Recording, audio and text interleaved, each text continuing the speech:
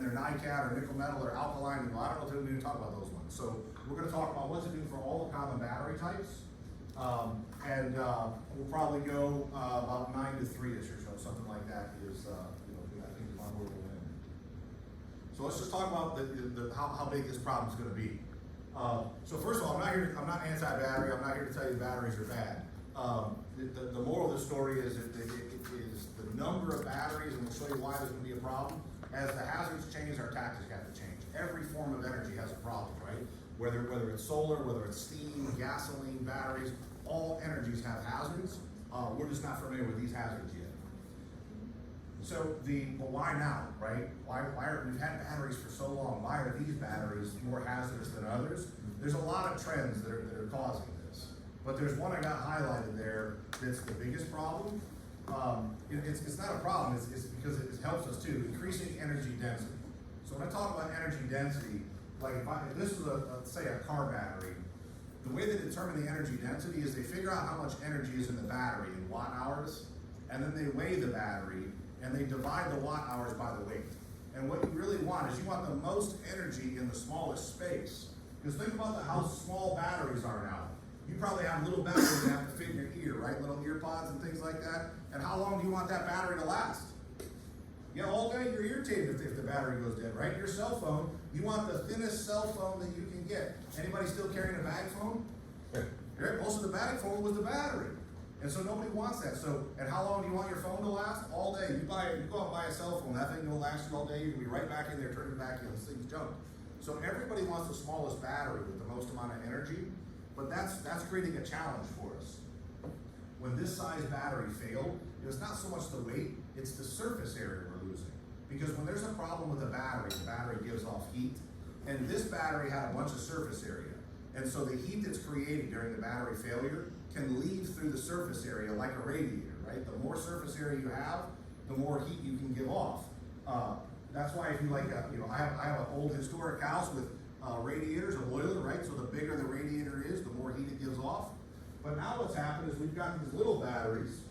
So now I have a battery with more energy in it than this has, and way less surface area. And we've got to a point now where we've made so much energy in these little batteries that they can't give off all the heat that they create during failure. So now I make a bunch of heat and there's no way for it all to leave in time. The heat that doesn't get to leave makes the problem worse. And when you abuse a battery, even with heat, what it creates is more heat. And then I can't get rid of that heat, so it creates more heat. And we're going to show you that's why we have this concept now of thermal runaway. The process of battery failure that's generating more heat than it can get rid of. Now there's other problems that are happening on top of that. They're making new technology faster than we can make fire codes. There was no UL standard and no fire code at all for a very long time on scooters. Did anybody even know what a hoverboard was? Maybe on Back to the Future, right? And all of a sudden it's the thing now. Next thing you know, they got little shoes coming. They got little motorized wheels coming in kids' shoes. They can just ride around like motorized skate and batteries. So now all of a sudden you're charging your shoes.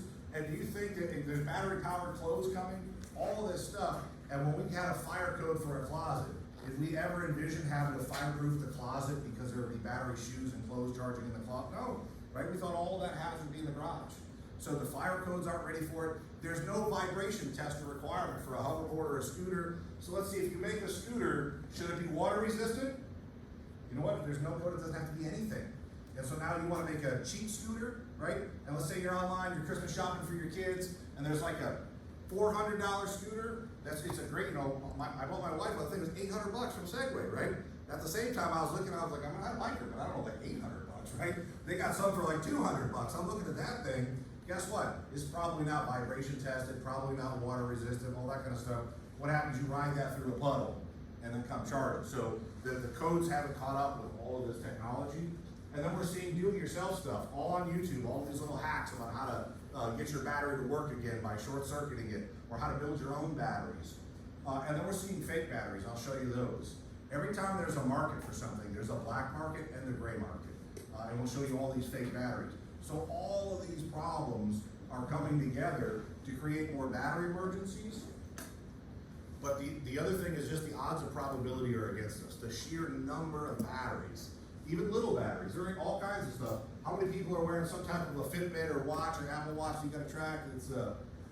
That's like, who drives a minivan, right? People only wanna put their hand up a little bit. I'm not gonna ask you how many steps are on the thing, right? So clearly mine's not tracking a lot of steps. So the same thing, we got battery powered watches and phones, and people got tablets and computers, and all these battery powered sunglasses and all that are all on the way, right? The Google, the Apple Glass, and all that stuff. So each person walking around, it has 2 or 3 batteries just on their person. And then battery powered clothes, those are already here, right? You can already get gloves and things and boots and socks to charge up and keep you warm for hunting and skiing and all that kind of stuff. And it's getting more common. Carhartt, Milwaukee, a lot of outdoor clothing are making jackets now and shirts. They got thin heat tape inside with a little bit of batteries. So now you can hang your coat up and plug it in, and it's got an app on your phone. So the app is the thermostat. As soon as you start to get cold, your shirt will turn on and start heating you up. They're trying to make something that are going to cool down. So there's battery powered clothes that already exist. All these trackers on dogs. A lot of dog collars now have batteries, all this kind of stuff. So now when a person gets hit by a car, they're wearing a bunch of batteries. When you rescue them from a fire, they're gonna have batteries. When a dog gets run over by a car, it's gonna have batteries on it. So battery, all the common emergencies that we already go to, just insert battery, right? This doesn't have to be like you go to regular emergencies and then occasionally you go to a battery emergency. What I'm telling you is batteries are gonna be involved in every emergency you start going to, including people hit by cars and pulled out of fires, and drownings and all this kind of stuff are gonna involve batteries. And then I'm also looking at huge ones. New commercial buildings are being built with batteries in the building. All modes of transportation are moving towards batteries. Every major auto manufacturer has announced a majority of their fleet will be battery powered by a certain date, right? We'll see how that date moves and how much they fulfill it. Even Cadillac has announced 100% of Cadillacs will be electric, right? They're done with internal combustion. And so the first battery powered train, so trains always had a generator in there. They've got 2 of them now they've just built. They took the diesel generator out, took the diesel fuel off, took the lead acid batteries, and filled the entire train full of lithium ion. They're gonna charge it up before it leaves, and it's just gonna tow the train based on batteries. And if there's not enough batteries, they're gonna make a little tender, a boxcar that's gonna go behind it, that'll be filled with batteries too. They'll just plug the engine into that. And then all these little battery storage units that we're showing you are showing up in houses. New houses are getting batteries built on the side of the house. And Generac was showing was selling batteries now, either in place of generators or with the generator. And towns are starting to get energy storage buildings built in random places. And in many cases, your fire code may not even require them to tell you. So we'll show you where all these just battery backups are popping up all over the place. So where are we gonna get all these batteries? Before we would say, oh, we're just gonna import them, right? They're gonna come from China or Taiwan or something like that. These are the announcements of all the gigafactories. These are massive battery factories coming to the United States that are huge. These are city-sized factories. There are gonna be, for every one of these huge ones, there will be hundreds of medium ones and thousands of small ones. So this also means that all these batteries that are gonna get used all over the place, they're gonna get built in the US and then they gotta get driven to where they're going. So if you've been to tank truck rollovers and things like that in the past, the battery truck rollover is coming, right? If you haven't already been there to I-75 or the intersection of somebody T-boning the battery truck and batteries flying all everywhere, that is absolutely a call that's gonna be coming to us. And then, by the way, if I make all these batteries and I transport all these batteries, number one is you gotta sell them. And before batteries, you might have went down to Walmart or Myers or something and bought some. But do you guys have little battery stores popping up in your town now? So usually a little strip mall or something, that's all they sell is batteries. Might be called like Batteries Plus, Batteries R Us, Batteries and Bulbs. It's just a store filled with batteries because we need that many batteries now. And then we're starting to see repair places. All these little places you can take. The 2 most common when you break a consumer electronic is usually the screen or the battery goes bad. And so now if you want to take your iPad or your phone back down, there's probably little stores popping up all over the place now called like Pod Drop or U-Break iFix, something like that. And they have all these bad batteries because everybody in the area is bringing their bad batteries to them. And they're taking them all out, putting new batteries in. And then bike shops. Every bike shop now is not just selling pedal bikes, it's almost like a motorcycle shop. It's got battery powered vehicles in there. I was in there the other day, getting my son a bigger bike, and I looked over at a battery powered bike while waiting. I looked over at the price tag. What do you think of the battery powered bicycle was going for? 11 grand, right? And they had a whole wall of them, and they have all the batteries and the charging stations, things like that. So this batteries are making its way everywhere into all kinds of different shops. So what's the reality? The number of battery emergencies that you're going to go to are going to go up consistently every year from here on out, all the way from phones to scooters to aircraft to cars to ships to planes, boats, all kinds of stuff are going to be battery emergencies. We'll talk about EMS calls from batteries. And that's all. So that's when we build it, ship it, sell it. What do we do with batteries when they're done? Well, right now nobody knows. So here's one thing: lithium metal and lithium ion batteries cannot go in the trash in any state. They will set the garbage dump on fire. They'll set the garbage truck on fire. If you squeeze or condense these at all, we're gonna have a fire. So what's happening? There's how many are getting? So technically, what are you supposed to do with them? You're supposed to recycle it for battery-specific recycling, which there is no home pickup or anywhere. If you have to do your own good deed and collect all your own batteries in your house, and you have to figure out where to take them to the battery store. Sometimes there's battery collections. Occasionally household hazardous waste may take them. Here's what's happening though. Some people do, they call it wishful recycling. I got an old battery. I know it doesn't go in the garbage, but a lot of places do you have unified recycling now? Your plastic and your cans and all that go together, and they just sort it out. So then I just drop it in there, and I hope that maybe someone's gonna pull it out and take it to battery heaven or something, right? Yes, ma'am. In our county last week, we had the recycling bins, which is, you dump all of your recycling in them. Yeah. They had a huge people put batteries in it, and it was a huge fire that the fire department had to respond to. Yeah, that's gonna be nonstop. Like the garbage is gonna be on fire, dumpster is gonna be on fire, recycling is gonna be on fire. Here's what's happening around the country. The recycling centers are burning down because the batteries are going in there, and then all these plastic grinders and all the paper sorters and all that, batteries are getting in there and getting damaged and exploding.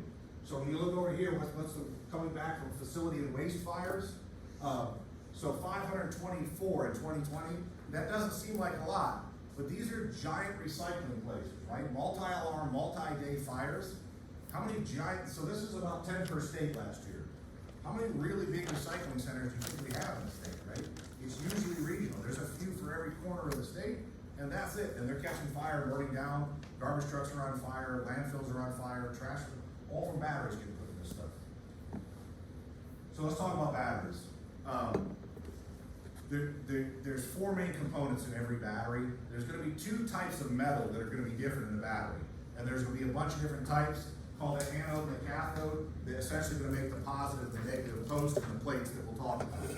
There's always gonna be some liquid or gel or some type of paste or something in there is a medium called the electrolyte. Some of these are gonna be liquid, some of these are gonna be almost like jello and thicker, some of these are gonna seem a little more solid.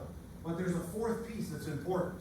There's gonna be a little tiny piece of plastic in there, thinner than a piece of saran wrap, that's gonna separate one metal from the other, because the two metals cannot touch in the battery. And that little separator, if it gets damaged, that's gonna be a big problem, is we can't have the positive to the negative touching inside the battery, and that separator, turns out, can get damaged pretty easily. We'll talk about all the ways to damage a battery.